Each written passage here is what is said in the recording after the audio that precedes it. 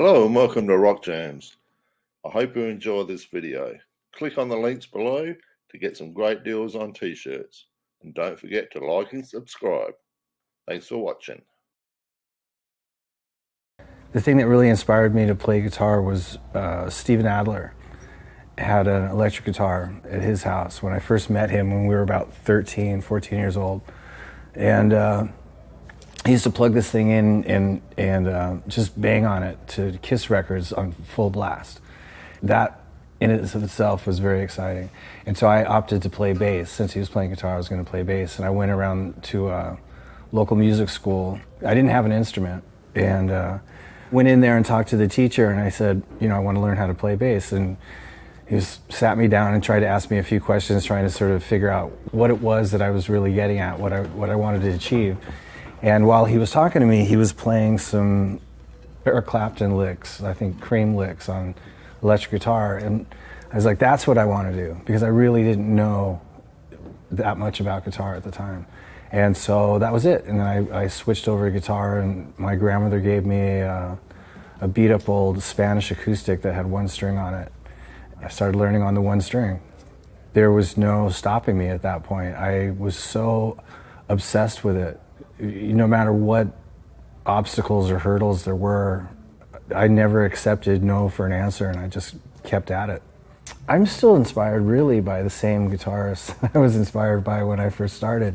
Jimmy Page, Joe Perry, Brad Whitford, Jeff Beck, Eric Clapton, Keith Richards and Mick Taylor, Billy Gibbons, Joe Walsh. Those are like off the top of my head, the main guys I was listening to at that point. When I used to buy records from different bands that I was interested in, I didn't go and buy their studio records, I bought their live albums. So I was definitely into the sort of like, crazy live performance kind of thing, that sort of attack. It wasn't about, sort of recording studio achievements, sonic nuances in the studio. It was about spur of the moment live playing, totally that energy that goes along with it, and also about the energy of a band playing together and solos that were in context of the song and not just look at what I can do in 5 minutes just guitar soloing. Apocalyptic Love was designed to be live in the studio and captured. No overdubs, no edits, no anything, just pure live recording.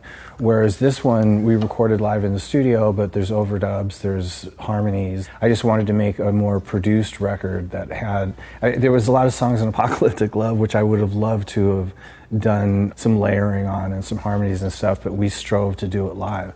So on this record, I sought after getting a really good recording, really good textured recording. I was really lucky stumbling across Brent and Todd, because they're just phenomenal rock and roll guys. Brent's just got this great sort of a little bit behind the beat, firm rock feel that is just a great player. And Todd's an amazing bass player and great singer as well. And then Miles was just somebody that really I sort of came upon more or less by accident when I was doing my first solo record with all the different singers. And I've been hearing a lot about him for years prior to actually meeting him.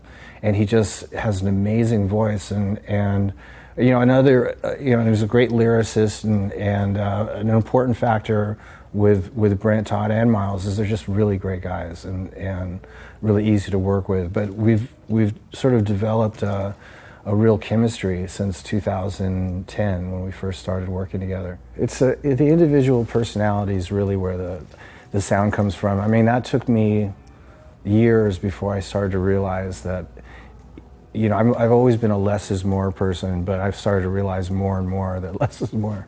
And I found that it's really about, the individual as far as what the actual sound and and the style and all that kind of stuff. So as a kid, I was raised on a really heavy diet of music and mostly rock and roll and stuff. But when I first picked up the guitar, I hadn't had any aspirations prior to that to start playing guitar, so I knew absolutely nothing about it. And the first electric guitar I ever bought was a Les Paul copy.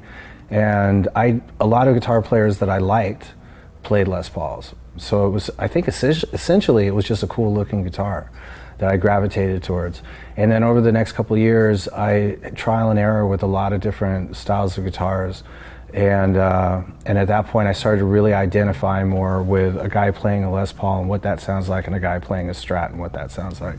And I just ended up naturally and comfortably back with a Les Paul, and it's just always been a tonal thing that just sort of speaks to me. You know, I love the sound of a lot of guitars, but I don't feel as at home with any other guitar besides Les Paul. It's the best sort of conduit to express myself with, you know. Back in 1986, when I did the Appetite for Destruction record, my manager gave me basically it was a copy of a Les Paul 59. So at that time, I don't know if they were doing 59 reissues, but it was this really beautiful handmade 59 copy, basically. And so I used that for that album, and consequently, you know, many albums since then. And so at one point, went to Gibson, and I said, well, why don't we make a real Gibson copy of a Gibson copy? So basically, the Slash Les Paul is modeled after the 59 copy of a Les Paul that I've had since 1986.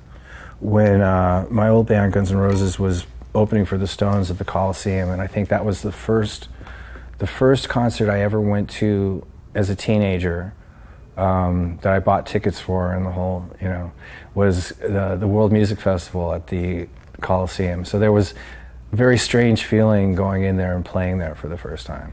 But I mean, there's moments like that peppered through my career from the beginning up into the present, you know. Probably the thing that keeps me doing it is the same thing that got me started in the first place. I mean, I love music, and I love guitar, and I love solo guitar, I love riffs, I love everything about rock and roll guitar.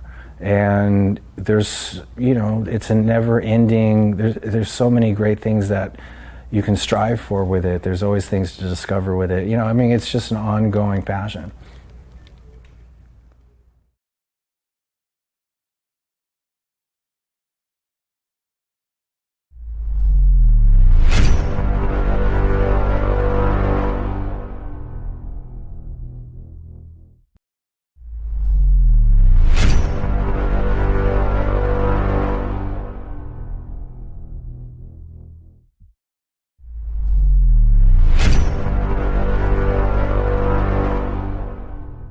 Damn, son, where'd you find this?